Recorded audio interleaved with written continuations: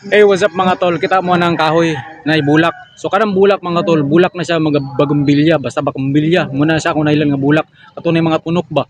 Idako na pud ang bulak sa bagumbilya, ikampat ya sa kahoy kay kanang kahoy nalaya na pud siya. So ang kahoy mura siya damulak sa natural niya nga bulak pero bagumbilya na siya nga bulak katong tunokon bitaw, kagkuking tunok. So muna siya gidako na yang punuan, nagdikit ya sa kahoy. So gikampat dito sa taas. So mura gyapon siya namulak gyapon ang kahoy pero nalaya na ng kahoy mga tol. Dili lang ko kabalo unsa na siya nga kahoy. So bagong bilya na siya nga bulak mga tol. Kanang namulak dia sa taas sa kahoy. Okay. Mura gyapon siya surprise kombinasyon gyapon siya. Nara sa mga tol oh. Bulak na siya sa bagong bilya. So narang kapunuan sa kahoy. So bulak na siya sa bagong bilya nga didako na. Sakas taas no. Nakuha na gani siya sa kuano sangaw, nadikit na sa sanga. So mo na siya yang sumpay. So gisaka siya dito sa taas. Bulak nga bagong bilya katong tunokon. Tara mga tol oh. So mo ni siya yang bulak. Bulak sa bagong bilya.